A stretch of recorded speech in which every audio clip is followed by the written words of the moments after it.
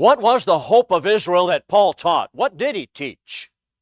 So let's listen to what Paul had to say. I think all of these, almost all of them, come from Paul's pen, except perhaps John chapter 4, of course, does not.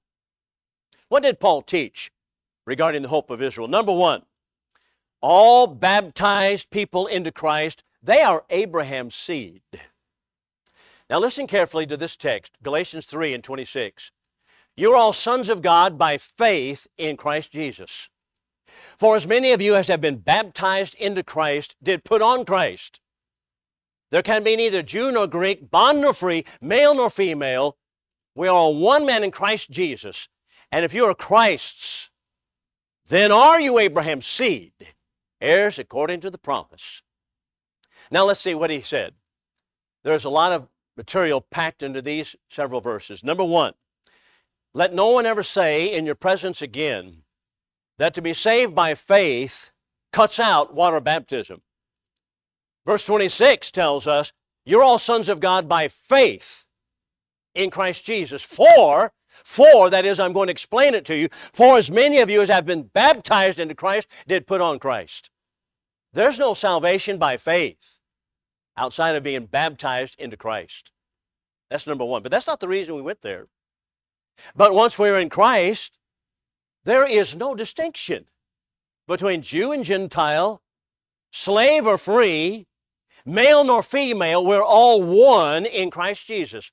How can people today insist upon a distinction between Gentiles and Jews, holding out a hope for the Jewish nation still in the future, when Paul says plainly that there is no distinction any longer? But even more than that, look at verse 29. If you're Christ's, then are you Abraham's seed, heirs according to the promise. Abraham's seed is not the physical descendants. It is those who are children of God by faith in Christ Jesus. Simple, isn't it? Let's look at Romans chapter 4, verse 16. Romans chapter 4 and verse 16.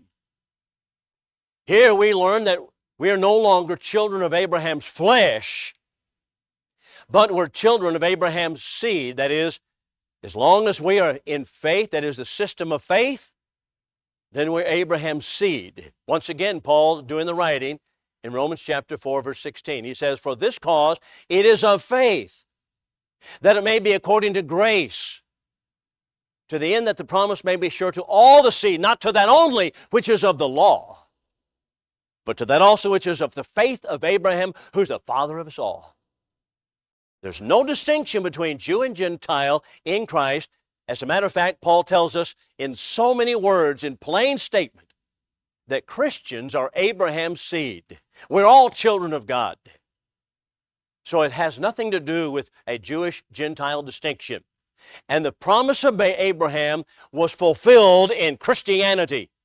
And that's the main point of Romans chapter 4. Let's go to the next. The same thing is the case regarding the nation of Israel. Fleshly Israel is only a type of spiritual Israel. What is spiritual Israel? Listen carefully to what Paul has to say in Galatians chapter 6. Look at Galatians chapter 6, beginning in verse, I think it's verse 14. No, it's 15. I'm sorry, verse 15. There can be neither circumcision nor uncircumcision, but a new creature. And as many as shall walk by this rule, mercy be upon him and upon the Israel of God. What does Paul identify as the Israel of God? The church. He made that clear in verse 15 when he said there's no circumcision or uncircumcision. Circumcision being the distinguishing mark of Jews.